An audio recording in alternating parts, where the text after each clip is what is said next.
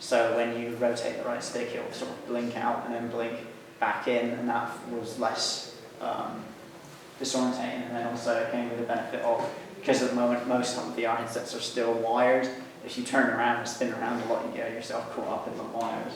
So having that was a good idea. But also some people don't like snap turning because they do find the fading in and out a little distracting.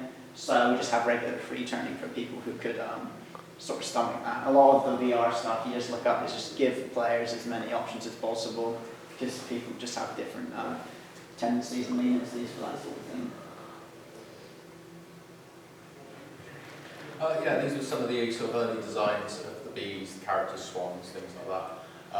I was just told at the beginning, try and make them as sort of cartoony as possible, which for me was a dream come true. Just basically mess around, free reign, just do what I want.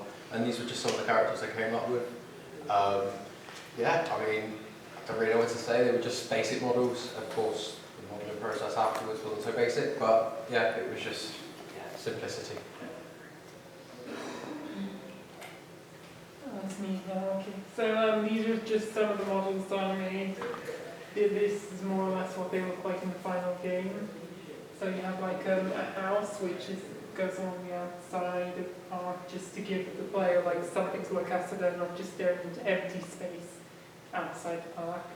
And then you have like different varieties of flowers, a tree, this bridge, and of course the dog and the man that would have been walking around.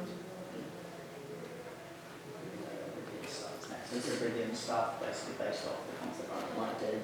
We have a player bee that he made, and the swan that he made. The player was based off the concept he did, and I think he wasn't happy with it and then tried to rework it, but I don't think it ended up going the way he wanted it to. Yeah, he said it was too simple in regards to the model. The picture was too simple to base the model on. I don't know what that means. That's just what we were told. Yeah, there was a bit of a lack of communication, because there wasn't the back and forth that you would need. Like if there's an issue with a model sheet, there wasn't that. Oh, this model sheet is naff. Can you redo it for me? It wasn't that like thing. You kind of just sat on it. So that's why a lot of things. Yeah, that's why a lot of things weren't made in time.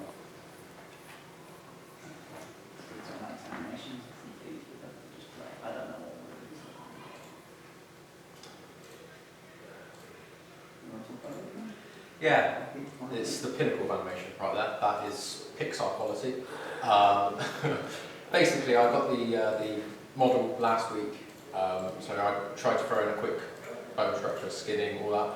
I'm not the best at it. I'm still learning how to do it. The idea was just to get a basic rig in there so that I could create some form of animation.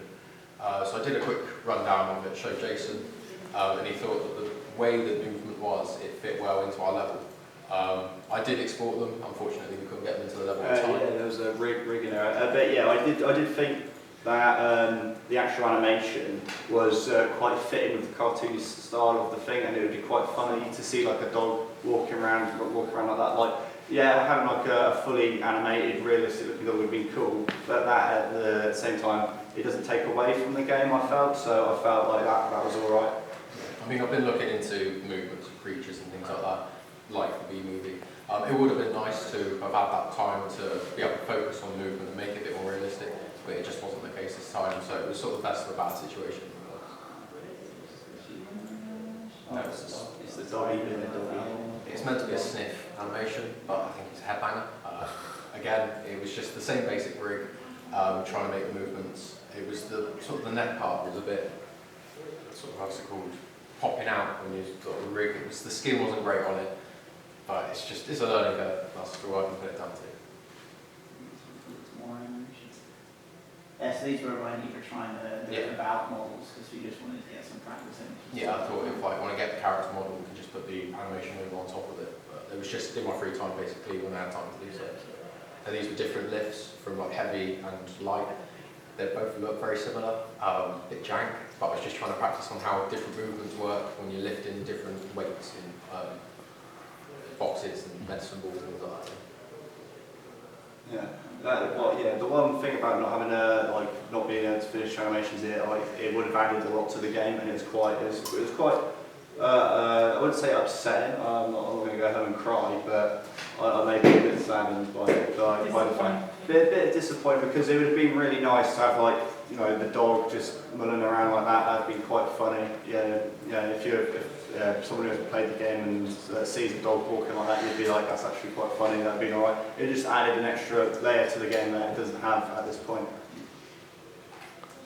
Moving to the future, if we had, let's say, another month, 20 years. 20 years, if we had like another month, 6 months, or if we had like a whole studio funding, and if we could take this forwards and make it how we wanted to make it, we would probably, me and Callum were talking about the game VR Chat. I don't know if you know of VR Chat. It's like a big place where people go and meet and they just chat. And a hub like that inside the hive would be quite cool because you go out with your mates or whatever, do all this bee stuff, and then you can go and just chill in the big hive, and then it'll be like a more community thing because everyone's building towards this one hive, and then no one sees anyone. But if they're in the hive just chilling out, talking to people, that'd be quite nice. And this leads into the monetization of the game. Obviously, the game would be shipped with a racing price tag. We haven't decided what the price tag would be. We'd do more testing and see what the opinions of people who played the game would be. But the monetization would be the nectar. So in the game, you use nectar to buy upgrades, cosmetics. If there's like a hub sort of thing, maybe rooms and stuff that you can go in, just furniture, just lots of cool stuff that people just want to flex on. And the thing with that, I'm guilty of it in GTA Online, is that no one can really be asked to grind to get so much in-game currency. So yeah, you can buy it. This doesn't alienate the players that do want to earn the money because they can earn it through the game, but it also means that there's that quick way where players can pay and then grab the cosmetics and stuff they like. I was thinking about having two separate currencies, though, one for cosmetics and one for upgrades, because if all things are using the next currency and people just whack on a load of nectar, they could buy all the upgrades straight away, and that'd be a bit pay to win, and that's quite frowned upon at this point in time. I don't like pay to win games. I don't think anyone here does like pay to win games. So that would be one thing we'd have to think about, is like a cosmetic one and another one. I think that is it. Okay.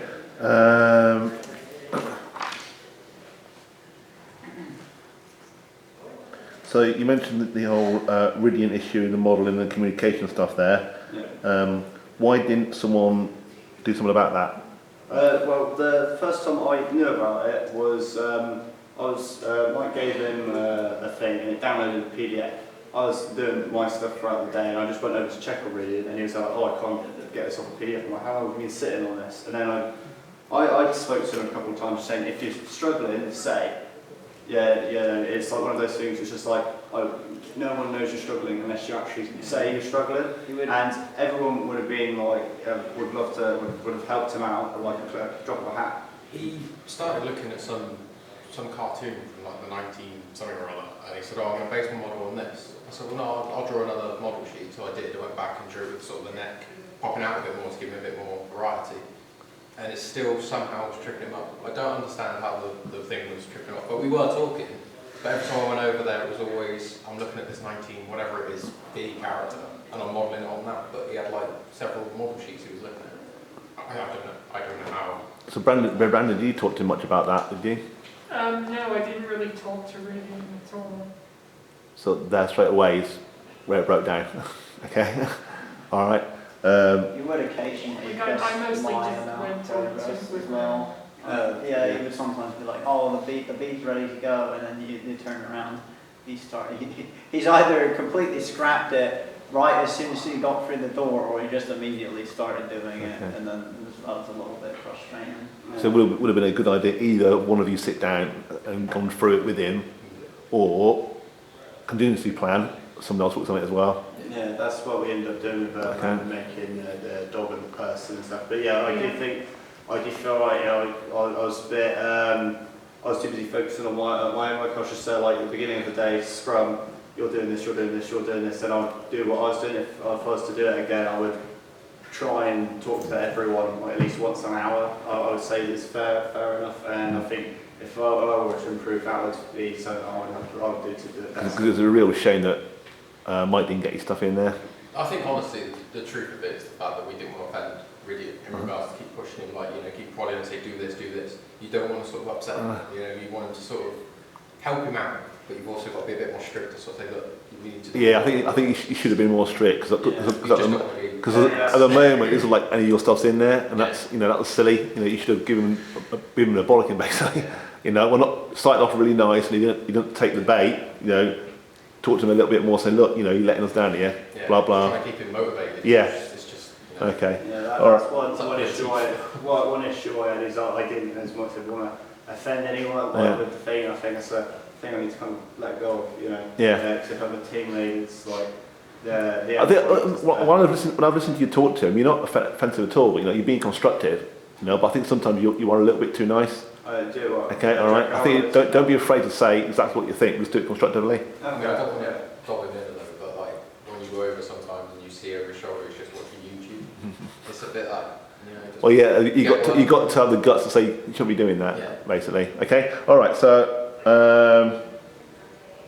I think it was very wise to move from the large open world game to the timed game. That's a good idea, I think that. But saying that, I think if you'd have done that, you should have shrunk your world. Yeah, that's one thing, as Callum said, is like the world was so big that it was very. It seemed because we made the B the same size as a normal player and then just scaled everything up because Unreal had. What was it you were saying? Like Unreal, if the stuff are very tiny, it doesn't like it that much. So we just made everything bigger, and that did come into a couple of issues that to do. That was like one of the only things that we really didn't get. Like a lot of stuff we moved on very quickly, but I think the map started to slide. We even sized the map down. Oh, we did. We that's like 50% shrunk. 50%. Yeah, and it was still too big. Then we got down to it and we were playing and we were like, this is way too big. So not even like, yeah, even the goal of the game is, you know, it's like 300 pollen at the moment, or nectar. And that's like, you can get that very quickly. The rest of most of the map is just completely pointless. Yeah, that's going to be my next point. I think. It did end up towards the end. It's just like in terms of. Visually, you know, I was playing it. It's great. It's so nice to fly around stuff and through the trees. The controls work really, really well. But there's a lack of motivation to do that. Yeah. So, you know, if I was doing that, the next step I would do is either put like things in trees to make them go up and fly up to the trees, pickups to make them maybe fly faster, things like that. Yeah. You know, to force them to go to various places. Yeah, like that's the good thing, like collectibles and stuff. That would be quite cool. I think the snap turning is good. That's a really good idea. I use that. I use that a lot. Yeah, Okay. I use it quite a bit. I think the only issue we didn't have like actual toggle for that in the main menu, which was the plan. Oh yeah, that was one thing. I think one thing you could have maybe nicked off them, I think would have been quite good. I don't know how easy it would have been to implement on your game, but flapping wings, actually physically do it with your arms, that could have been pretty cool. We did look into sort of instead of turning, you would like. Yeah. Then you'd be able to like bob and weave physically, but we just didn't manage. Okay.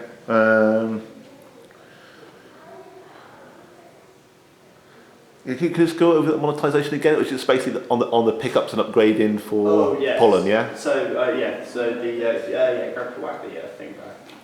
So yeah, we wanted to like create this giant VR hub, and so that people would have their little own rooms and all this sort of stuff. A bit like what was the game? It was really pixelated.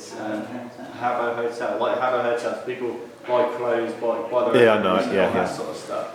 And that would just and people need currency to do that. And people always want to be the coolest person. So having a currency which they can also purchase with real money would maintain the game's tail and like earnings throughout the longevity of the earnings. But the one thing I was thinking is there would have to be two different ones. Like one you can buy for cosmetics, a bit like Red Dead Redemption Online. So they have the gold bars for like cosmetics and stuff, and then they have actual money for the actual stuff because they don't want people just cheesing it, like whacking in their mum's credit card, getting all the upgrades straight up. So people have to learn that because that would just be paid for. So we have to have child-friendly sort of our games appealing to children. Yeah, that's so true. Really like No, don't use your lungs. Yeah, don't use your mum's card. This isn't your stuff. So if they could beat police arrest you. Okay, very good actually. Yeah. Okay, nice one, guys.